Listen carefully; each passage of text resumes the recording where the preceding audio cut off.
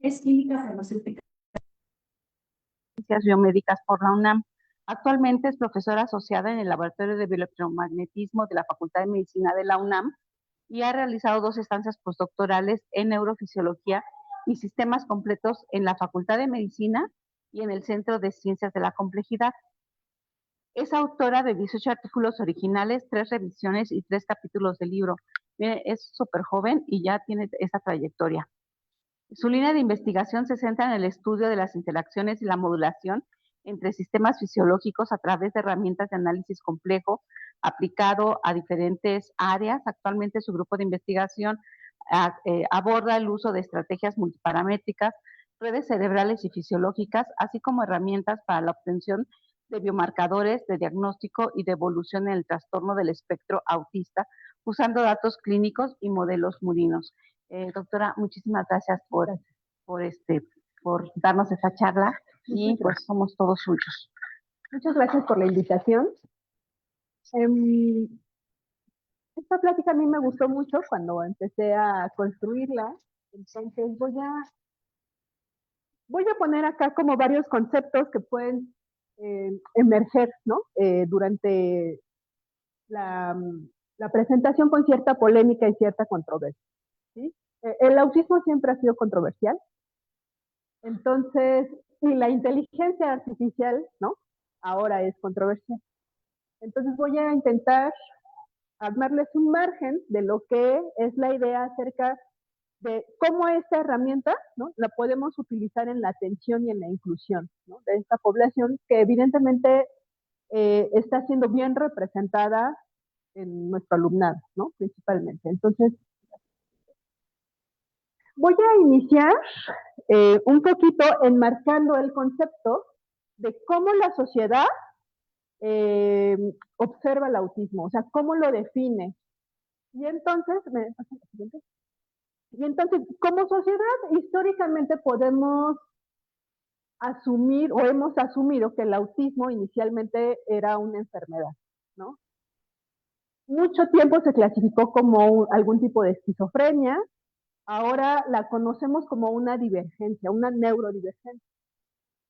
Sin embargo, como sociedad tenemos que acostumbrarnos a aceptar, ¿no?, esas diferencias y no encapsularlas como una enfermedad o una condición que se tiene que esconder. Entonces, yo por eso acá les pregunto, ¿es una condición o es una enfermedad?, ¿no? El concepto del autismo es mucho más amplio que esto, pero se centra en un fenómeno principal que es el conjunto de alteraciones del neurodesarrollo que impactan el funcionamiento de un individuo, ¿no? Y entonces estamos hablando del funcionamiento de un individuo que se tiene que insertar en la sociedad. Y entonces tenemos que hablar de que para esa inserción necesitamos desarrollar capacidades y habilidades. Entonces, las capacidades, pues, es la habilidad de una persona para desempeñar las mismas funciones que la mayoría de los seres humanos en su entorno con la misma facilidad que ellos, ¿no? Entonces, estamos hablando de las personas que son neurotípicas o que se desarrollan de forma normal. Cuando estas funciones cambian, ¿no?, nosotros decimos que estas funciones se tienen que adaptar al contexto social y al contexto histórico y cultural, ¿no? Entonces aquí ya empieza a haber ciertas diferencias, porque una persona que no esté adaptada a una cultura, ¿no?, puede sonar a una falta de habilidad, ¿no?, una falta de capacidad. Entonces, actualmente se considera como una discapacidad, ¿no? Justamente porque lo que tenemos que solventar es esta falta de funciones que necesitan los chicos para poder insertarse en la sociedad. Y entonces tendremos que recordar que la discapacidad es algo que significa cosas diferentes en diferentes momentos históricos, en diferentes contextos y en diferentes culturas, ¿sí? Así. Entonces, ¿qué es lo que significa estar dentro del trastorno del espectro? Significa simplemente que las personas con TEA se desarrollan de forma diferente. Estas diferencias se presentan principalmente en la interacción social, que es lo que más destaca, o sea, es el principal déficit que nosotros podemos observar, la comunicación y el procesamiento sensorial. Se manifiestan además a través de una amplia variedad de respuestas conductuales que difieren de las personas que son neurotípicas o sin TEA. Y entonces hablamos de un término que es el espectro, que implica que estas personas, este déficit o estas diferencias, ¿no?, se van a expresar en estas áreas de forma diversa, ¿no?, de forma tal que entonces podemos hablar de un espectro. Clásicamente se han identificado áreas que pueden ser más notorias y que se han utilizado tanto en el diagnóstico como en la identificación del trastorno. Estas áreas inicialmente fueron propuestas como una triada de deficiencias, ¿no?, o de, digamos, las áreas en donde se impactaba más, y fue propuesto por Lorna Wing, ¿no? Y entonces ella definió al trastorno como la presencia de alteraciones o ausencia de habilidades que lleva a un déficit en tres áreas principales, que es la comunicación, la imaginación y la interacción social. Nosotros primero tenemos que desarrollar comunicación. A partir de la comunicación desarrollamos imaginación. Finalmente, los constructos a través de los cuales obtenemos estas habilidades resultan en habilidades más complejas que nosotros podemos aplicar en la interacción social. Entonces, podemos observar, por ejemplo, déficits en diferentes áreas. Por ejemplo, dificultades para compartir juegos imaginativos hasta la aparente ausencia de interés en otras personas. ¿A qué se refiere compartir juegos imaginativos? Esta capacidad se desarrolla en edades tempranas y se refiere más o menos a los niños que a la edad de entre 2 y 3 años aprenden a jugar asumiendo papeles, por ejemplo. Imaginando que son, por ejemplo, un policía y un ladrón, ¿no? Asumiendo que es un bebé, asumiendo que su personaje se puede adaptar, ¿no?, a diferentes conceptos. Y de aquí nosotros vamos a formar diferentes constructos, ¿no? Van a desarrollar la capacidad para jugar de forma colaborativa, ¿no? O sea, jugar en equipo, tener miembros que participen dentro de ese contexto que están imaginando. Vamos a tener también déficits en la comunicación no verbal que se usa en la comunicación social, lo que nosotros utilizamos todo el tiempo. Modulación en el tono de voz, gesticulación, ¿no?, cuando nosotros hablamos con las manos, todo eso que es comunicación no verbal. Vamos a presentar también algunas variaciones en el déficit de reciprocidad social y emocional. Y esto tiene que ver con la capacidad de asumir papeles que no fue desarrollada acá, ¿no?, o pobremente desarrollada, y entonces no podemos generar algunos procesos como la empatía, ¿no?, o nos cuesta mucho trabajo generar procesos como la empatía. Y finalmente, pues esto conlleva que al final nosotros vamos a generar, o los chicos con autismo, van a generar dificultades para mantener un comportamiento apropiado en diferentes contextos sociales, ¿no? Es decir, durante una conferencia nosotros tenemos que poner atención, sabemos que eso tenemos que hacer y que tenemos que mantener callados, ¿no?, por ejemplo. Entonces, esta capacidad de adaptación se basa en una serie de habilidades que estamos desarrollando desde pequeños. Y al final, esta ausencia o esta disminución en habilidades, pues conlleva a una dificultad para establecer relaciones más allá de las que pueden establecer con los cuidadores, ¿no? Tal vez con los cuidadores, con la familia nuclear, pueden establecer procesos de comunicación.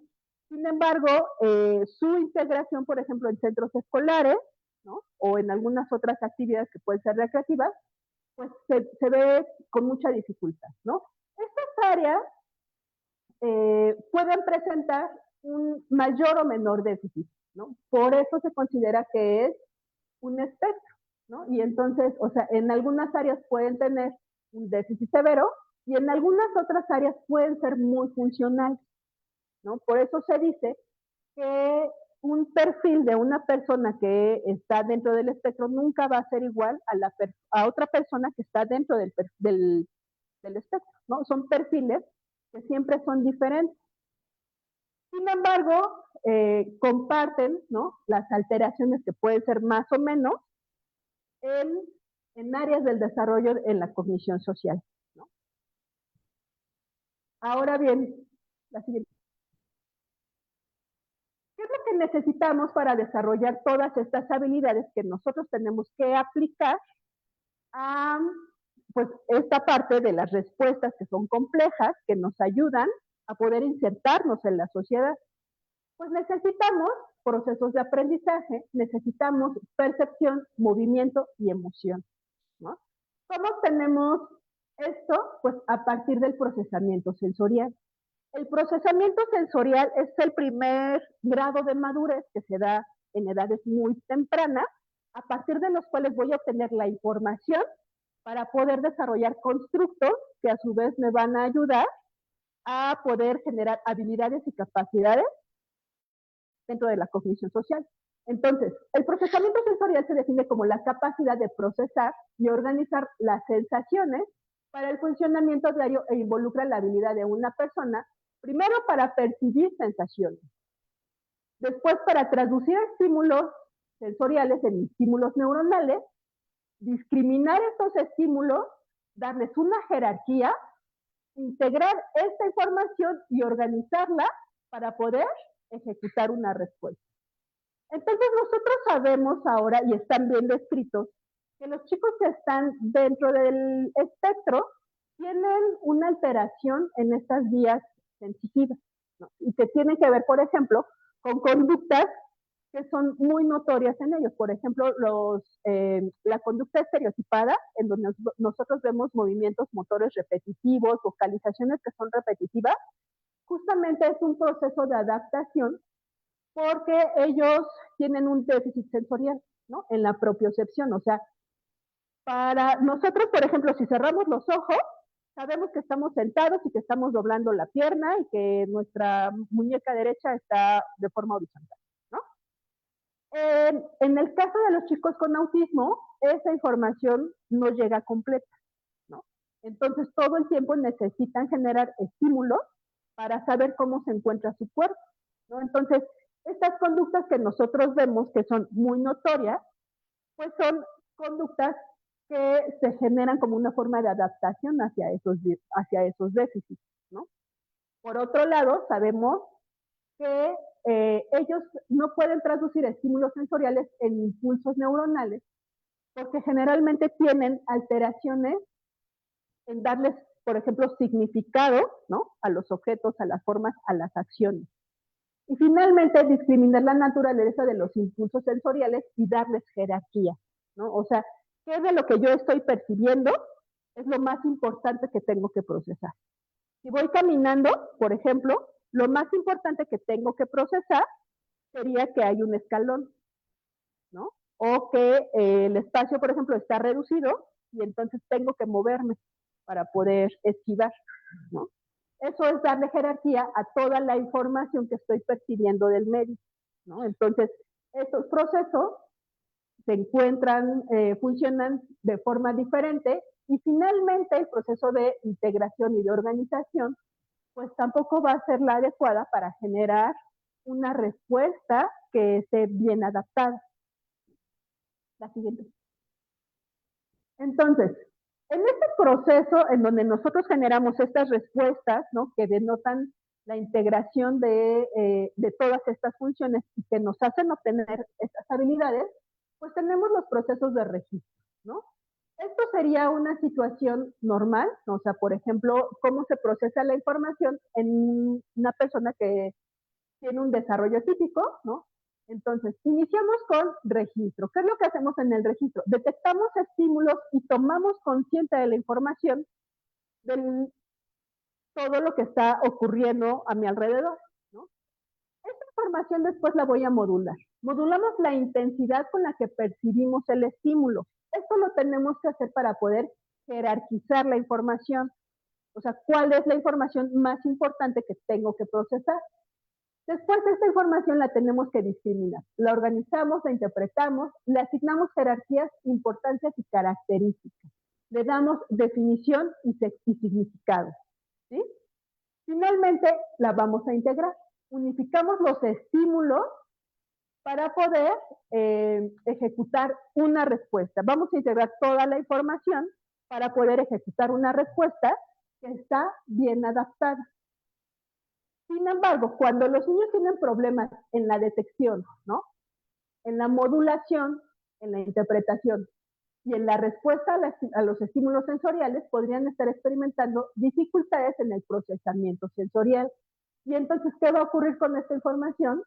Pues simplemente no llega.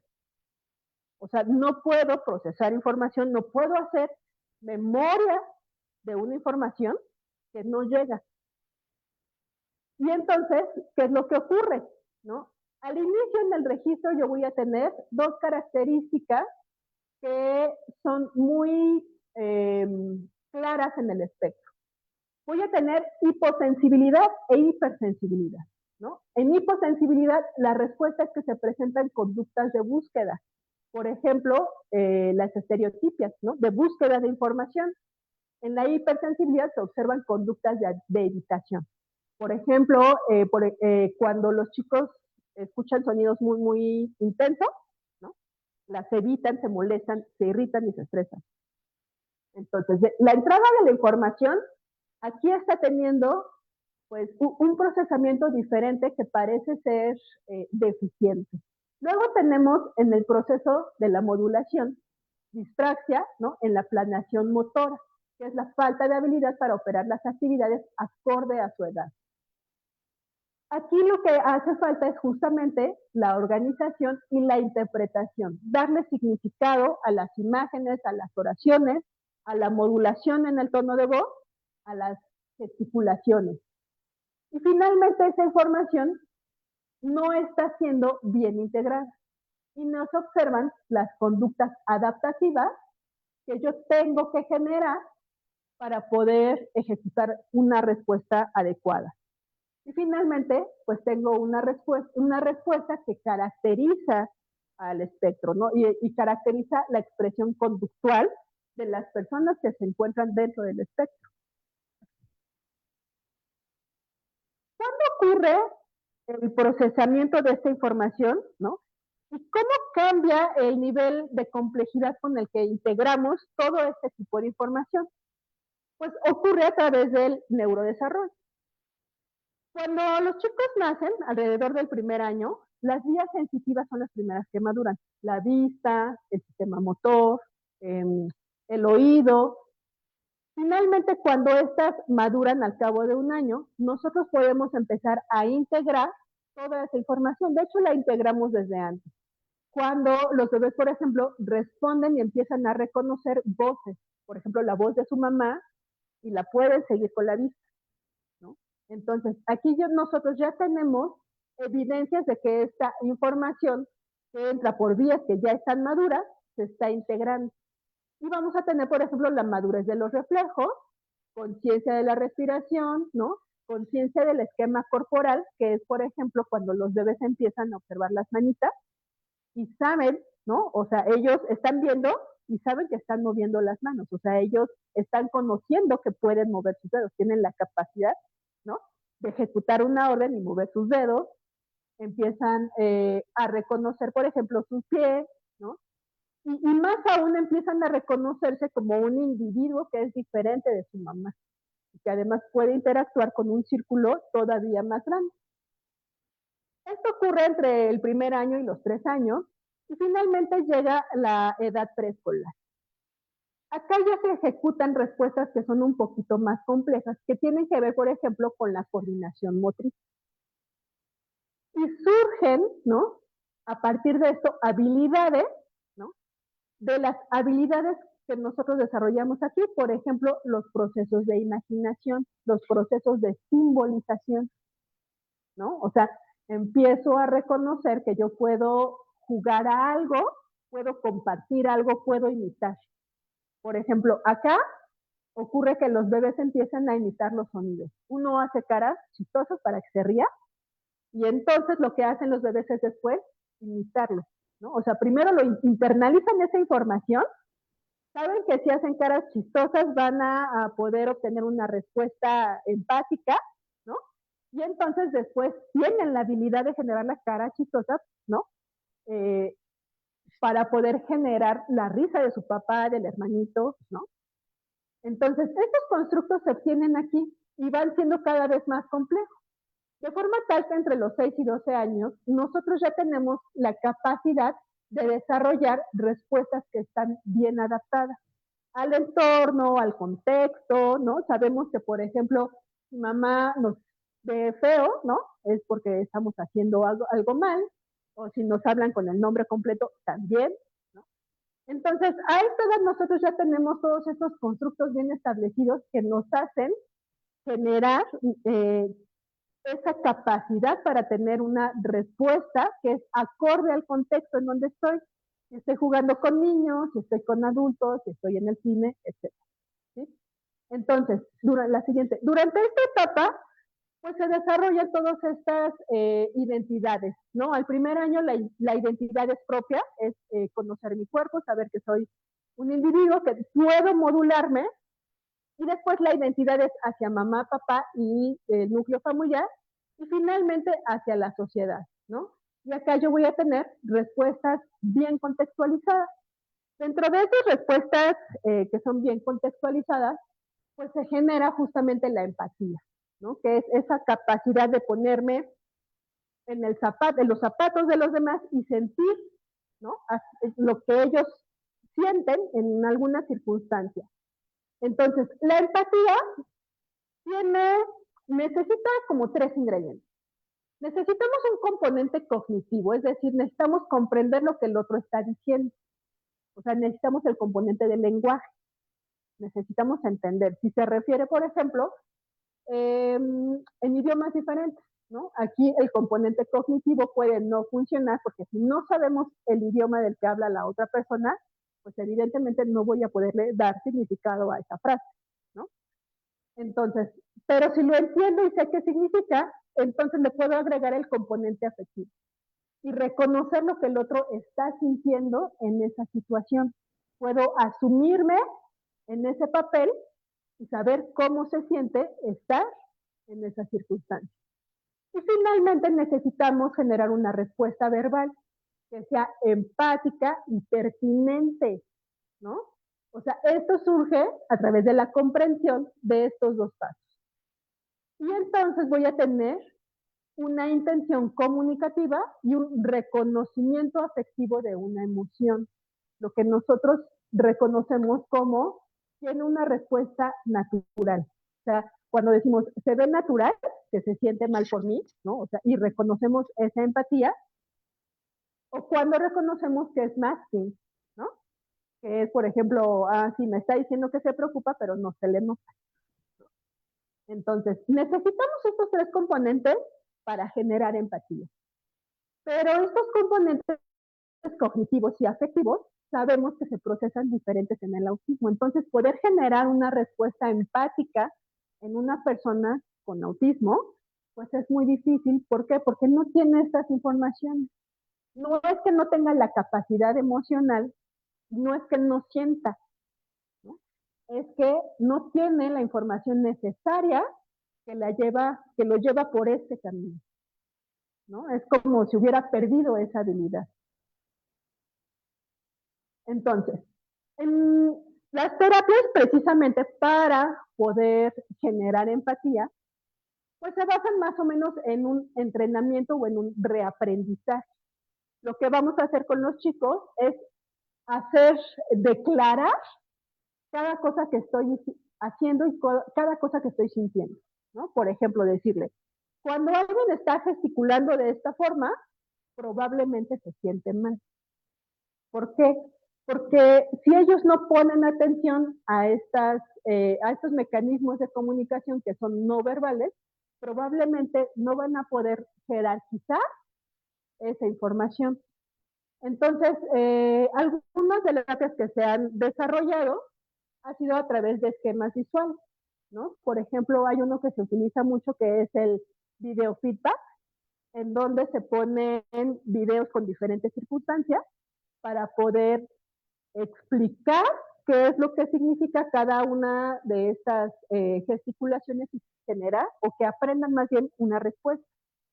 Entonces, en esta terapia que son de esquemas visuales, este es un artículo que salió en el 2016 que propone, por ejemplo, una serie de esquemas, una serie de situaciones para poder reentrenar ese proceso de aprendizaje. Entonces, estos esquemas primero lo que hacen es tener una declaración que sugiere una situación. El esquema entonces comienza con un cuadro que representa una frase. Acá yo les puse un ejemplo, ¿no? Me duele mucho la cabeza hoy. Entonces, luego tenemos que acompañar a los chicos en el procesamiento de la información. Es decir, tenemos que declarar cuáles son las emociones que logramos identificar a partir de esta frase. Entonces, acá yo justamente utilizo estos esquemas que pueden ser apoyos visuales para ayudar a sugerir o a etiquetar emociones o eventos relacionados. Si la frase incluye dolor, entonces en el esquema yo tendría que preguntar al chico con el que estoy trabajando si dolor sugiere tristeza o malestar. O sea, es como presentarle diferentes esquemas, ¿no? O diferentes frases que sugieren dolor, y entonces sería como que él aprendiera de diferentes formas todas las imágenes y todas las palabras que pueden sugerir tristeza o malestar. Después tenemos la salida, ¿no? Que es la respuesta que yo voy a generar, que tiene que ser empática. Estos esquemas ofrecen opciones grabadas o plasmadas en cartoncitos, en la memoria o en papel. Y tenemos que generar una respuesta que tenga validación. O sea, estoy validando tus emociones porque estoy internalizando y me estoy poniendo en tus zapatos. Entonces, la validación tendría que sugerir frases como, siento mucho que te sientas mal. Y luego una pregunta relevante como, ¿has tomado algo o quieres descansar? Y este último componente es un componente muy importante porque es lo que le da fluidez a los procesos de comunicación, ¿no? O sea, da continuidad, pero también da naturalidad. Sin embargo, todo esto lo tengo que hacer súper declarado para que ellos empiecen a entender, ¿no? Y podamos obtener toda aquella información que se escapó porque nuestros sistemas cognitivos no lo lograron procesar. Entonces, los esquemas visuales como apoyo sugieren estas tareas, ¿no? Y se tienen que repetir. Entonces, es un bucle de aprendizaje, ¿no? Es un bucle de retroalimentación. El esquema se revisa para ver si la respuesta que logró en la conversación es continua y se da de forma natural. Entonces, vamos a empezar a hacer diferentes sesiones de entrenamiento hasta poder obtener pues, una respuesta que sea empática. La que sigue. Entonces, haciendo la analogía, ¿cómo procesaría este tipo de información la inteligencia artificial? Hace un mecanismo muy similar. Yo tengo un registro cuando estoy trabajando con alguna aplicación. Entonces, doy una instrucción.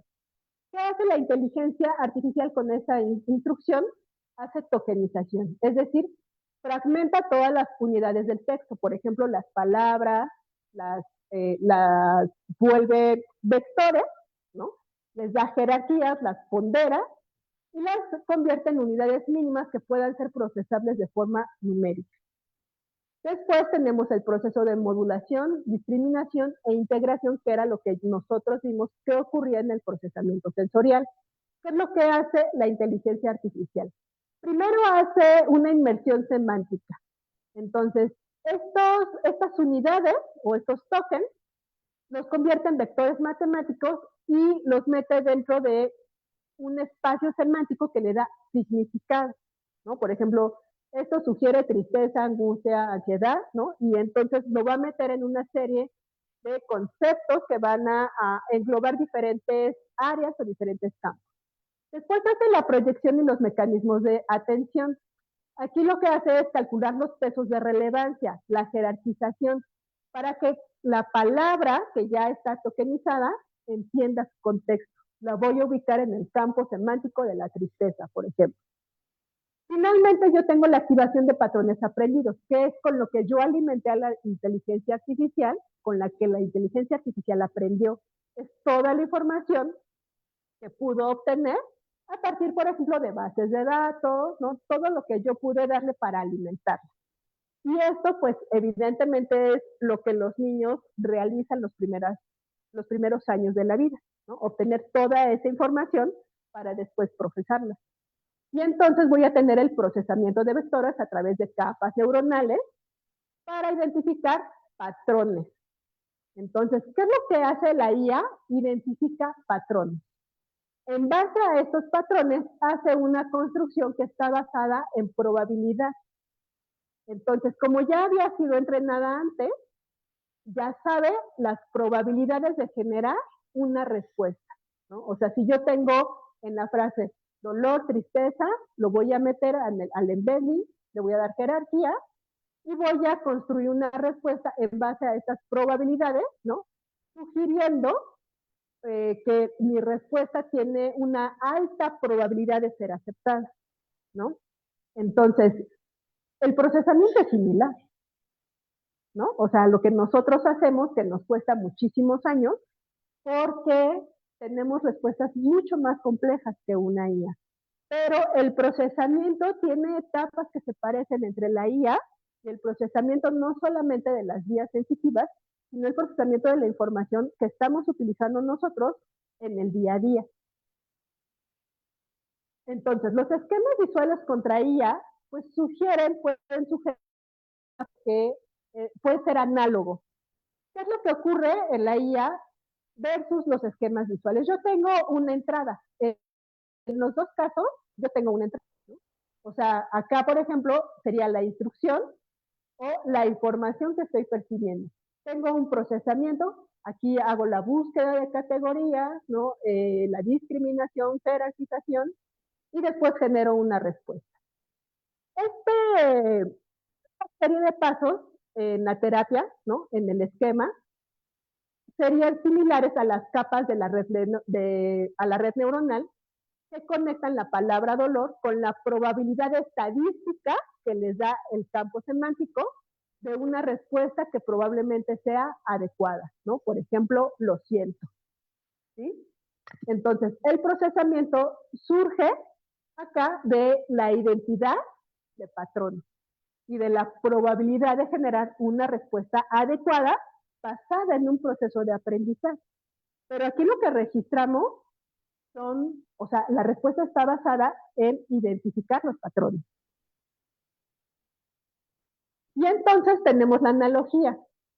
Nosotros hacemos procesamiento real de la información a través de las vías sensitivas. ¿Qué es lo que hace la IA? Un procesamiento simulado, porque yo estoy ingresando la información. Siente la emoción, nosotros sentimos la emoción, ¿no? A través de los sistemas biológicos. ¿Y qué es lo que hace la IA? Identifica patrones estadísticos. Busca patrones y los mete en un campo semántico. Nosotros generamos empatía que es intuitiva y visceral. Acá la empatía está basada en el contexto y en el lenguaje, que es resultado de una estadística probabilística. Y finalmente tengo una reacción química que me va a generar la respuesta, por ejemplo, la oxitocina o la que se genera a través de las neuronas, ¿no? ¿Y qué es lo que yo tengo en la IA? Una reacción algorítmica, la predicción de la mejor respuesta, ¿no? En base a los patrones que pude identificar a partir de la información que yo estoy ingresando.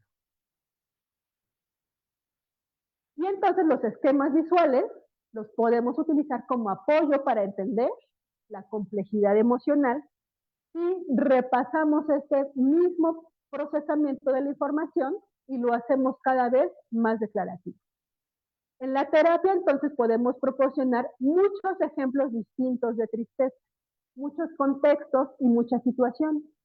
Por ejemplo, un juguete roto, una caída, un adiós. De forma tal que estos conceptos, ¿no? Yo voy a sugerir, ¿no? Que tienen, por ejemplo, componentes que son similares y que entonces pueden generar una respuesta natural, por ejemplo, lo siento, que es adecuada para estos diferentes contextos. ¿Por qué? Porque estos contextos están sugiriendo tristeza. Entonces, lo que voy a hacer durante la terapia es declarar todos estos procesos, ¿no? O sea, tengo que evidenciarlos para que puedan ser procesados. Nosotros no evidenciamos ni declaramos todos esos procesos. Nosotros observamos la cara de con quién estamos platicando, estamos viendo la gesticulación, estamos viendo el tono de voz, estamos viendo cómo tensan, ¿no?, los músculos. Esa información no la declaramos, pero sí entra y la tomamos en cuenta y la integramos. Ellos necesitan declarar esa información para que esa información pueda entrar. Si no, no entra, ¿no? O sea, se filtra y no se le da jerarquía. Entonces, si no entra y no se le da un valor, entonces no se puede procesar. ¿Qué hace, por ejemplo, atrás? La inteligencia artificial en el datasheet, ¿no? Entonces, acá entrenamos con millones de ejemplos. Le ponemos un montón de situaciones, un montón de cartones, un montón de videos, para que la máquina aprenda que la empatía se puede generar, pues un patrón que es común a todos esos ejemplos con los que yo alimenté a mi algoritmo, ¿no? Y entonces lo que va a aprender es que es un patrón que se adapta a miles de situaciones diferentes, basado en un esquema probabilístico, en una estadística que me va a generar la mejor respuesta probable, ¿sí? Entonces, esta es una adaptación, por ejemplo, que hizo Silverman, ¿no? En donde la terapia se hace con diferentes esquemas, ¿no? Acá utilizan, por ejemplo, video feedback, ¿no? Entonces ponen videos o cápsulas con diferentes situaciones que sugieren tristeza o angustia o ansiedad, ¿no? Pero primero se tienen que hacer de forma individual, ¿no? Entonces en la terapia pues vamos evolucionando para poder al final obtener a partir de muchísima información generar respuestas adaptativas o bien adaptadas, ¿no? Entonces, ¿cómo podemos utilizar en este marco pues esta herramienta que resulta de verdad maravillosa, ¿no? Pues podemos utilizar a la IA como traductor. ¿Por qué? Porque podemos pedirle la elaboración de secuencias lógicas que sean entendibles para los chicos dentro del espectro, porque además puede ser entrenada de forma personalizada, ¿no? Es decir, yo puedo ponerle a la IA como un traductor o como si fuera una sombra, ¿no? O sea, la IA puede representar ese apoyo, ¿no?, en la traducción de los procesos de comunicación, o puedo utilizar a la IA como instructor, es decir, como la persona que da la terapia, y entonces la IA le hace preguntas, le presenta situaciones, le presenta contexto y evalúa si las respuestas del usuario son correctas. Traduce estas respuestas y las gestiona y le da sugerencias, ¿no? Entonces, hay algunas propuestas que se han elaborado, algunas aplicaciones que se basan en la IA para funcionar como traductor y para funcionar como instructor. Existen algunos pilotos, la que sigue, que se han publicado. Este, por ejemplo, se publicó el año pasado.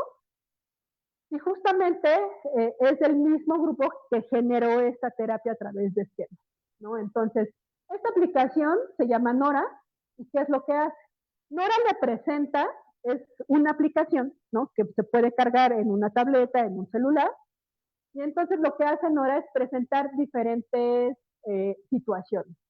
Acá yo les puse el ejemplo,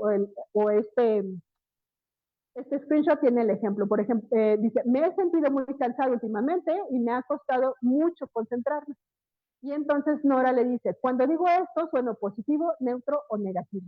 O sea, vamos a identificar primero los patrones. Nora lo está asistiendo para identificar los patrones que pueden ser adecuados a alguna emoción. Entonces, el chico, por ejemplo, contesta neutral. Y Nora le dice, en realidad esta es una declaración negativa. ¿cómo me respondería? ¿No? Entonces, el chico va empezando a responder y lo que hace la aplicación es que cada vez, ¿no?, le va corrigiendo la respuesta. Por ejemplo, aquí tu respuesta es tibia, o no, puede ser más o menos acertada, pero le falta naturalidad, ¿no? Por ejemplo, o te falta hacer alguna validación. Y entonces lo que hace la aplicación es hacer sugerencias y denotar, por ejemplo, algunas palabras que ellos pueden utilizar para integrar estos patrones que ocurren en diferentes contextos, ¿no? Entonces, esta es una propuesta que yo creo que es muy valiosa, principalmente porque el acceso a terapias de los chicos que están dentro del espectro es costoso. O sea, tener, por ejemplo, una sombra que acompañe a los chicos en la escuela, acudir a las terapias 3 veces por semana, gastar en el terapeuta de la sombra y además los costos se elevan muchísimo. Y entonces el uso de IA puede volver más accesible estas intervenciones y generar modelos que sean más inclusivos en esta población que evidentemente está siendo cada vez más representada, ¿no? O sea, la incidencia del autismo es muy elevada. Por ejemplo, en Estados Unidos, el CDC tiene una estadística en niños de 8 años de un chico con autismo por cada 38.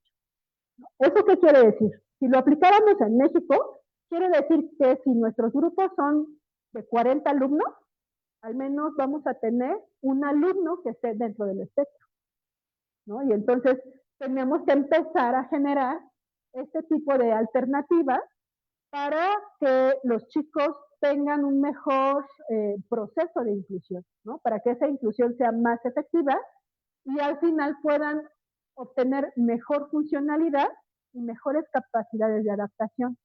Yo creo que no es cambiarlo, porque la verdad es que los procesos de adaptación deficientes hacen que cuando ellos se insertan en la sociedad no la pasan bien, ¿no? O sea, sí son discriminados, son excluidos, ¿no? Incluso hasta son agredidos. Entonces, este tipo de alternativas podría apoyar la terapia, no sustituirla, pero sí es una herramienta que tendríamos que empezar a utilizar para poder apoyar a esta población, ¿no? Entonces, ambos sistemas representan cierta analogía. Nosotros y la IA, la forma en cómo estamos procesando, representan cierta analogía. El cerebro de una persona con TEA usando apoyos visuales y una IA usando redes neuronales, ¿no? Es la forma en cómo se procesa la información.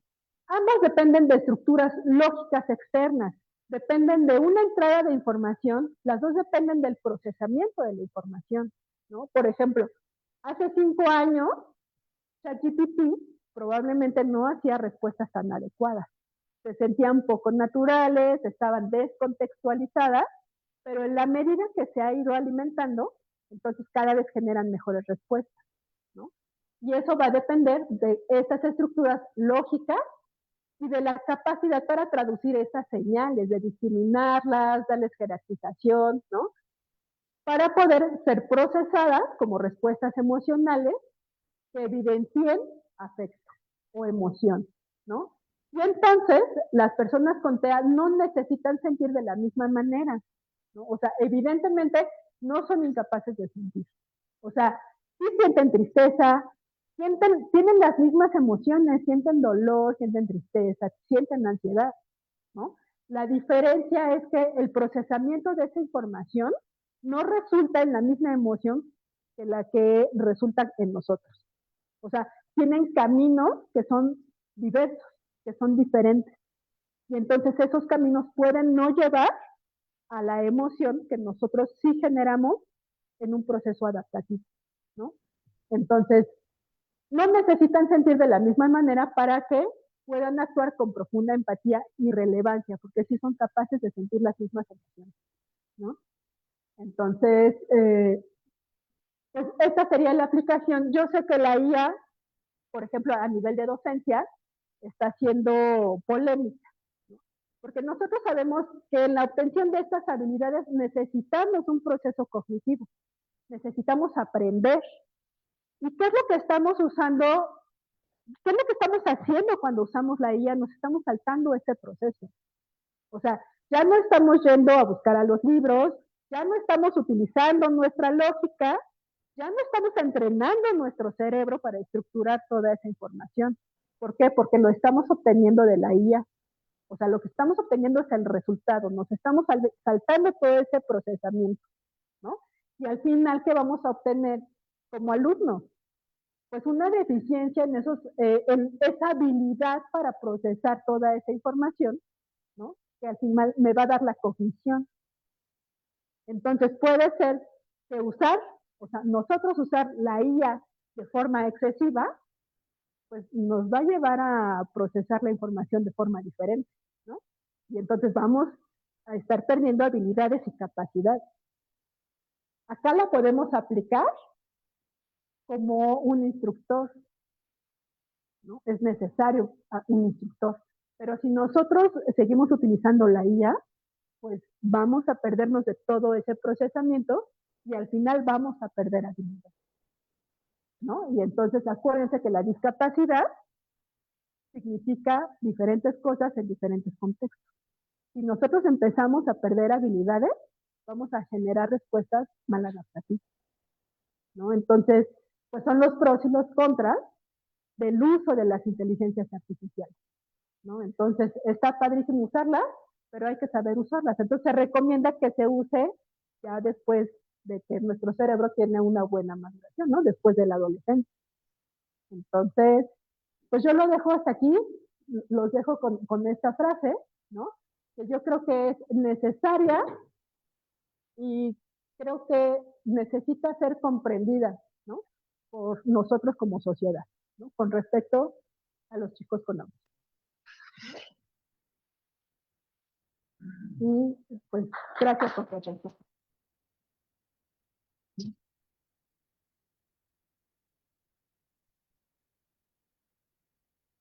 Gracias, doctora. Abrimos un espacio para preguntas, comentarios, dudas.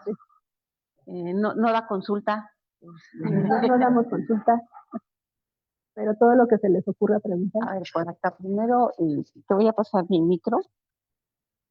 Nomás no te lo acerques mucho. Si no, no te lo vayas a comer así nada. ¿Aquí está bien? Ok.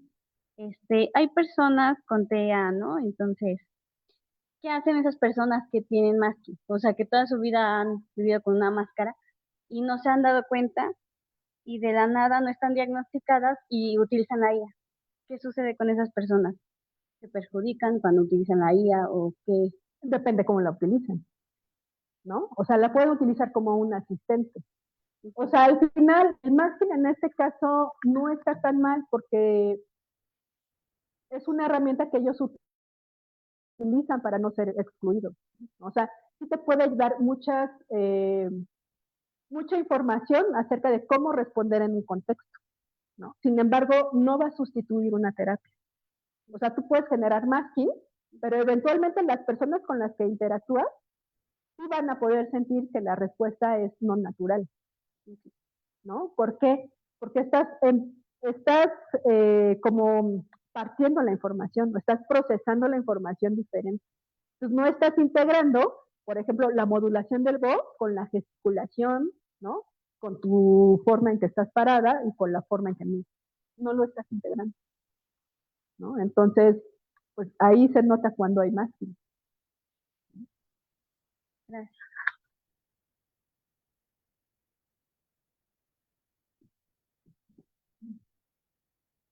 Una pregunta. Generalmente pensamos que las personas con el trastorno de espectro autista son jóvenes o adolescentes, pero ahora sabemos que a veces llegas a la edad adulta y es cuando te das cuenta, ay, pues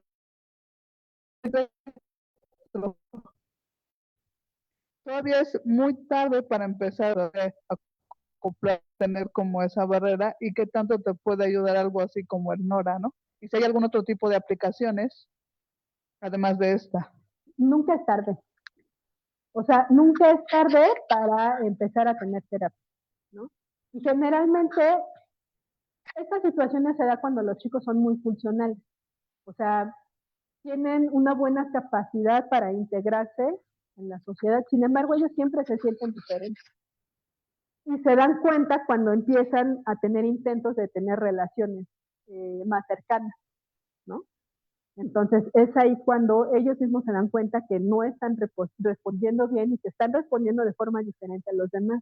Y por supuesto que una terapia, o sea, por supuesto que volver a reaprender algunas o afinar el aprendizaje, les va a ayudar a tener habilidades y capacidades, ¿no? Porque no es que todos los chicos tengan dificultades en la misma área, ¿no? O sea, hay personas que tienen más dificultades, por ejemplo, en entender algún proceso de comunicación o más dificultades en tener procesos de imaginación. Entonces, ahí la terapia nos va a decir cuáles son esas áreas que necesitan apoyo y que se tienen que reforzar. Eso no lo va a hacer, por ejemplo, la IA. La IA es una buena herramienta, puede ayudar mucho, pero tiene que estar guiada, ¿no?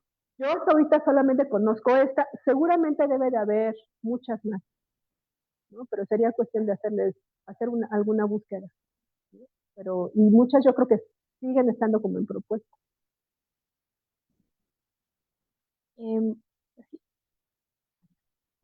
bueno, yo tenía, es como entre comentario y pregunta sobre justo el uso de IA para apoyar estas terapias, em, porque, bueno, tenía como un poco la preocupación de, por ejemplo, el hecho de que, o sea, entiendo que usted mencionó que es para que sea un apoyo y no para sustituir a las terapias, pero si, por ejemplo, hay quienes lo empiezan a usar ya de manera como completa sin la terapia, o incluso sí como apoyo, pero pues es más fácil preguntarle a una IA y que te responda a como que tratar de, pues justo tener la dificultad de la interacción incluso durante las terapias con tu instructor, que si es una persona.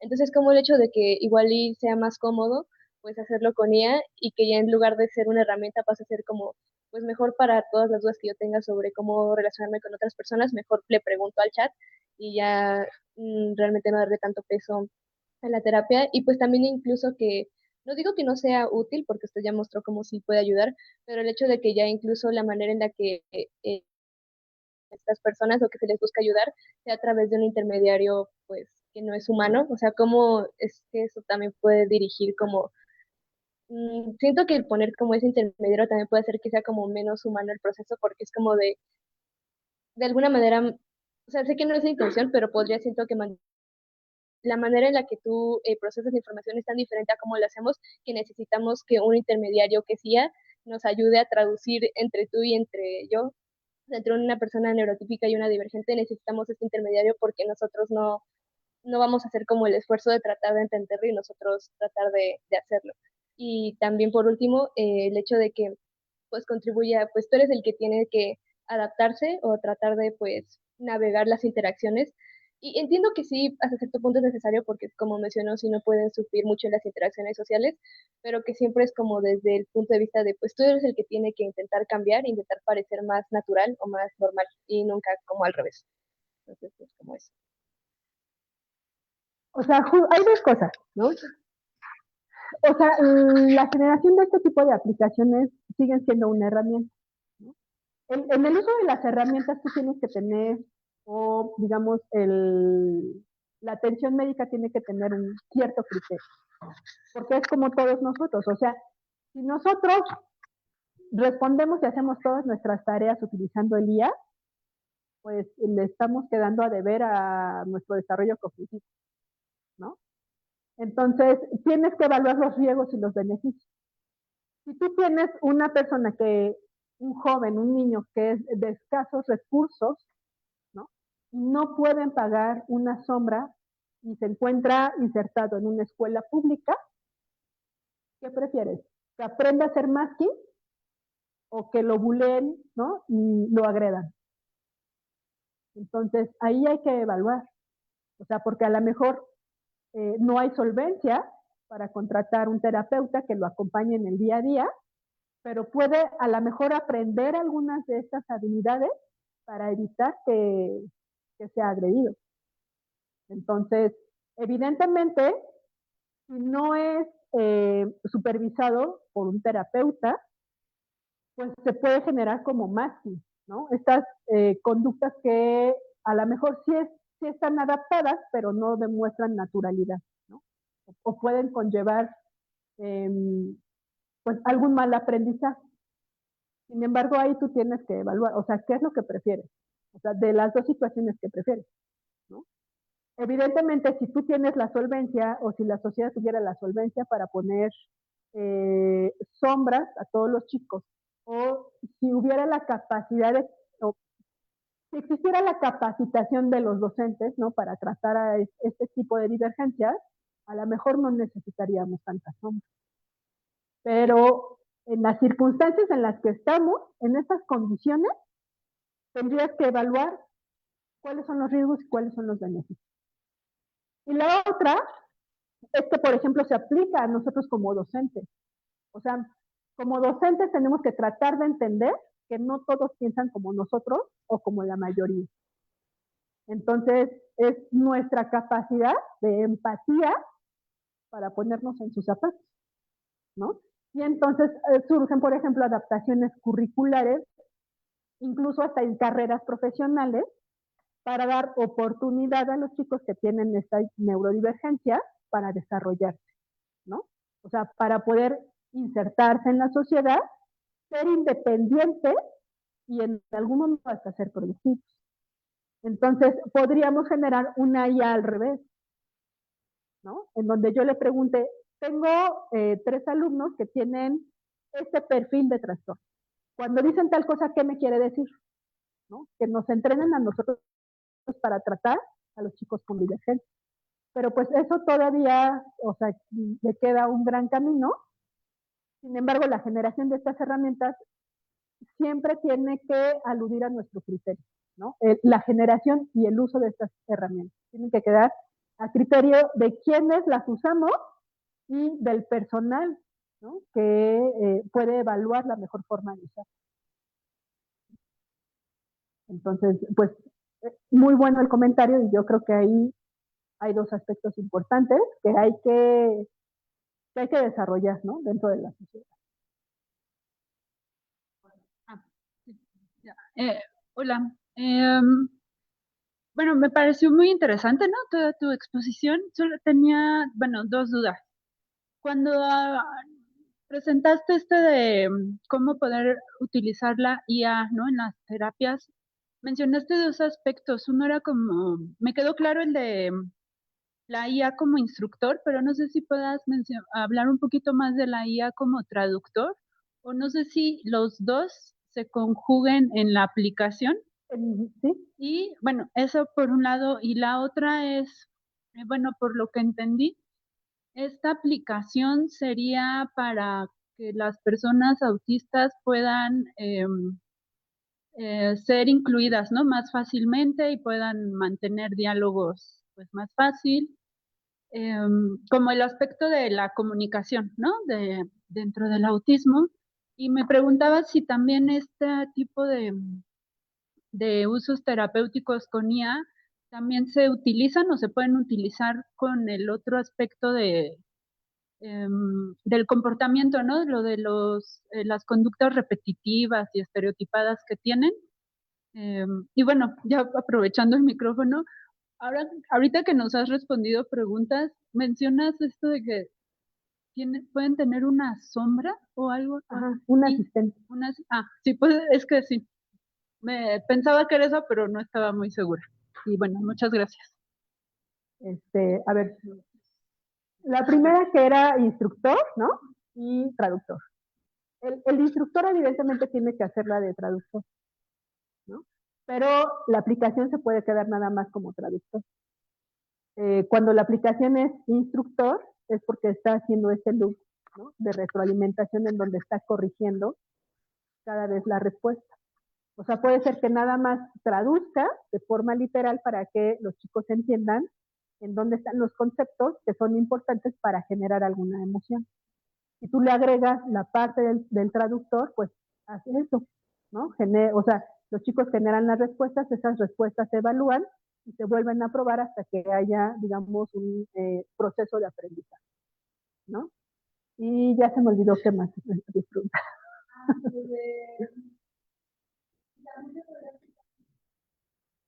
Ah, sí.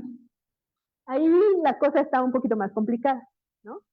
Porque muchos de los comportamientos evitativos, por ejemplo, la conducta estereotipada, viene de una deficiencia en el procesamiento de la información, ¿no? O sea, ellos no están obteniendo información propioceptiva. La información propioceptiva es la que nos dan, por ejemplo, nuestros tendones, ¿no? Y nuestros músculos acerca de cómo estoy ubicado espacialmente. Entonces, esa información no les llega bien, o sea, llega como poquita información. Entonces, para que ellos puedan ubicar su cuerpo en un espacio, necesitan estar moviendo, ¿no? Entonces, cuando ellos tienen una deficiencia, pues tienen que estar generando mecanismos para poder obtener esa información. Ahí los procesos de terapia son otros, ¿no? Ahí, por ejemplo, lo que se usa es hacerlo igual declarativo, pero ponerles diferentes texturas, ¿no? Hacer, por ejemplo, ejercicios para hacer maduración motora o motriz, ¿no? O sea, ahí la asistencia sí tiene que ser un poco diferente. Quizá podría haber alguna aplicación que te guíe, pero finalmente no puede hacerlo todo la IA en esos casos, ¿no? Entonces, va a depender, o sea, por ejemplo, en este caso, la aplicación es para generar empatía. Otro caso sería, o sea, generar algún esquema para ayudarle a mejorar su habilidad de imaginación o simbolización, ¿no? Ese es un aspecto que yo creo que sería como de los más complicados, porque ¿cómo le ayudas a abstraer? ¿No? Eso sería como un proceso que sería como más complejo. De este lado, primero que nada, muchas gracias, estuvo muy increíble tu ponencia, pero mi pregunta es sobre la empatía. Creo que fue una palabra que mencionaste en reiteradas ocasiones. A mí me gustaría saber qué tanto está también el tema de las neuronas espejo, porque entre los ingredientes que mencionabas fueron tres. El primero fue el cognitivo, ¿no? Cognitivo. El cognitivo, perdón. Y mencionabas que las personas que pertenecen al espectro autista, como que pues ya de entrada default no. Puede ser, ¿no? O ¿No? sea, hay diferentes, pueden aparecer diferentes defectos en diferentes procesos. Ajá, y mencionabas entonces que una de las posibles barreras era el idioma. Pero ¿qué pasaría entonces que estuviéramos nada más viendo como la escena y no podría suceder la empatía a través nada más como de lo visual y las neuronas espejo? Sí, o sea, la empatía es una respuesta compleja. Mm.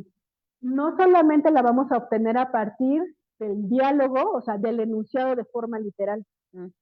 La vamos a obtener a partir de toda la información que yo obtengo.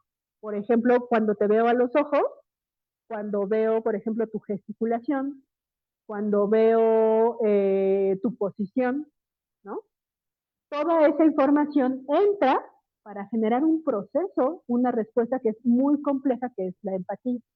No solamente la voy a generar a partir del guión literal, ¿no? De me siento mal. Lo que ocurre en los chicos dentro del espectro es que ellos solamente procesan esa información. O sea, la forma literal, me siento mal. No hay un procesamiento de lo que ellos están observando. La imagen entra, o sea, porque te están viendo, ¿no? O no, pero la imagen visual puede entrar.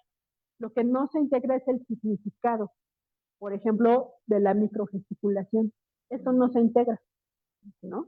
Y eso lo integramos y lo aprendemos en edades chiquititas, ¿no? Entonces puede tener diferentes, el defecto puede estar en diferentes pasos del procesamiento. Ok, y siguiendo con esta misma pregunta, entonces, utilizando la IA como una herramienta para las personas que están dentro de este espectro, ¿no podría haber como este sesgo en las bases de datos, que personas como tú y yo, imaginando que fuéramos programadoras, no habría este sesgo en la generación de respuestas para estas personas que estarían utilizando estas herramientas?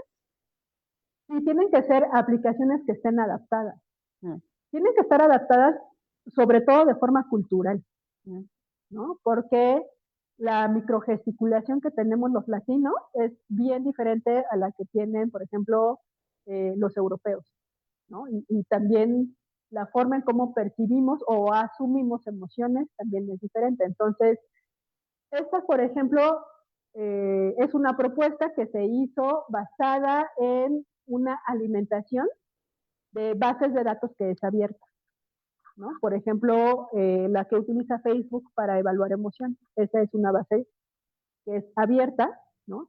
Y acá, por ejemplo, lo que haría falta también es el apoyo visual, ¿no? Enseñarles a los chicos a observar los ojos, ¿no? La cara, los músculos, para que ellos entiendan que esa es una información que también se tiene que procesar, ¿no? Es como lo que hacemos en rehabilitación, ¿no? O sea, a lo mejor esa información nunca llegó, pero lo que hacemos es entrenar las guías para que puedan procesar esa información y al final esa información primero exista y después se pueda integrar.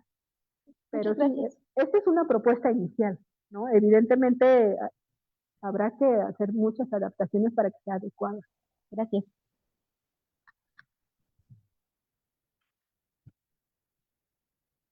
Muchas gracias. Ya no tenemos preguntas aquí. Sí, tenemos una.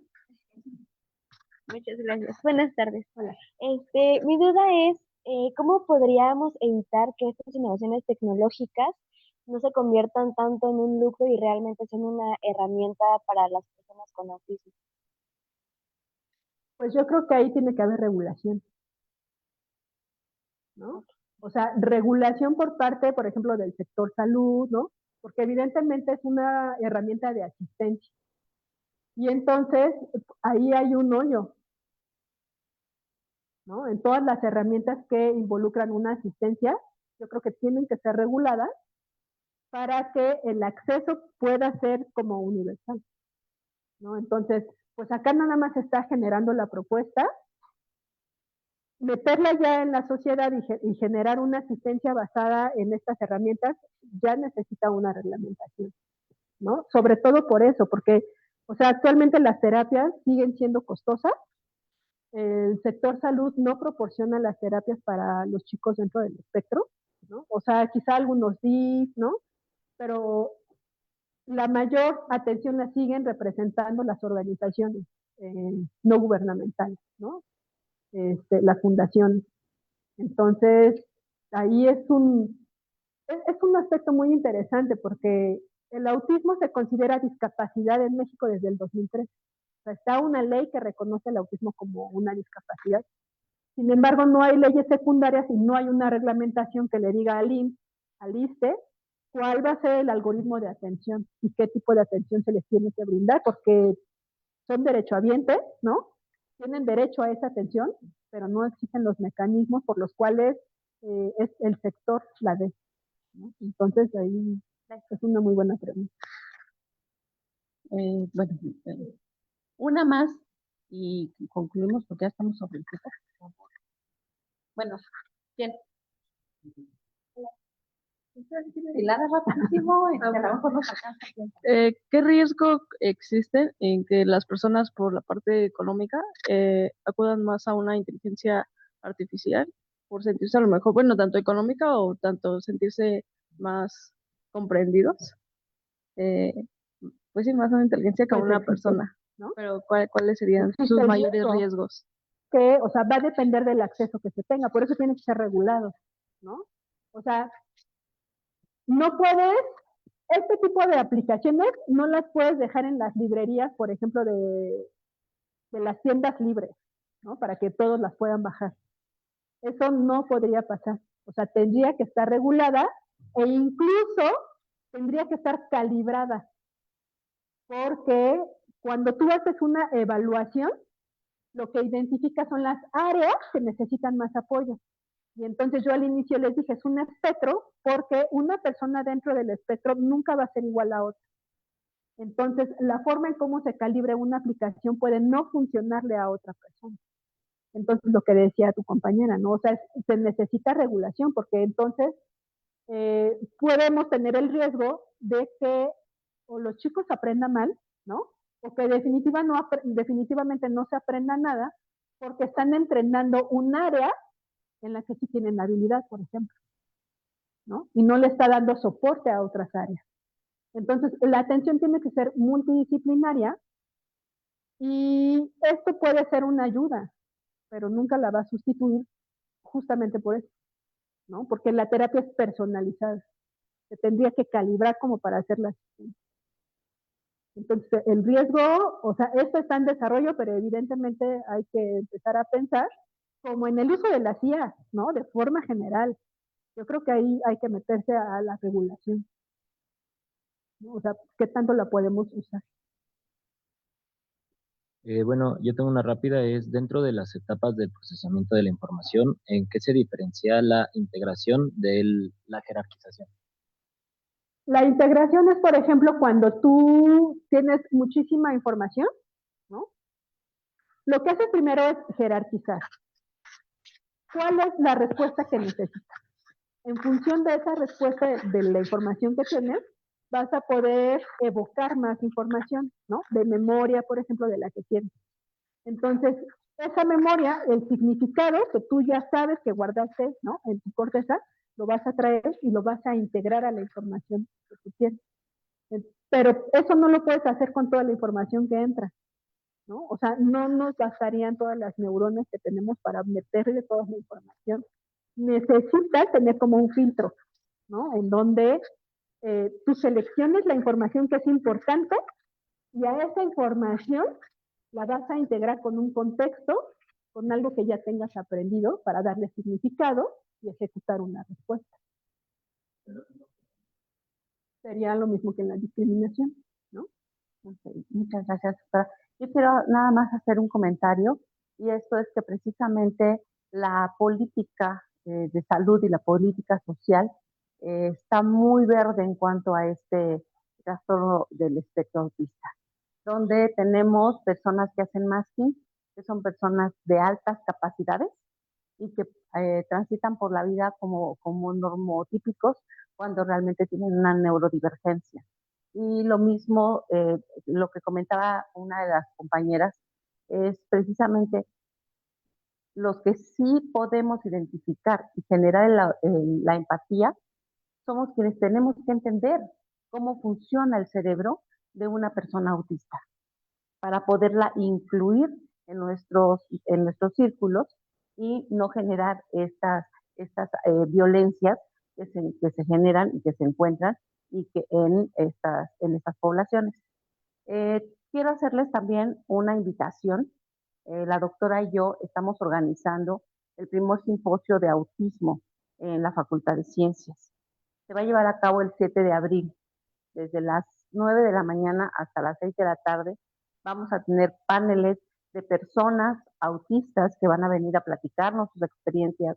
Vamos a tener conversaciones con padres de familia, con terapeutas, con personas que están tratando directamente con el espectro desde el punto de vista profesional, pero que también lo sufren. Y vamos a tener una muestra fotográfica con un autor que tiene este trastorno, que es neurodivergente. Entonces va a estar muy interesante para todas aquellas personas que, que creen o que están dentro del espectro autista o que quieren entender mejor qué sucede con esas personas. ¿Sí? Entonces están totalmente y cordialmente invitados. Regístrense, hay un registro, porque bueno, el cupo es limitado, no podemos tener más de 150 personas que son las que caben en el auditorio, pero intégrense. Vamos a tener un taller también para que tengamos empatía, los que somos normotípicos, tengamos empatía en cuanto a las experiencias que tienen las personas con este trastorno. Entonces, están cordialmente invitados. Doctora, muchísimas gracias. Y bueno, ya me eché el muchísimas gracias. Agradezco. Muchas gracias por la muchísimo. invitación.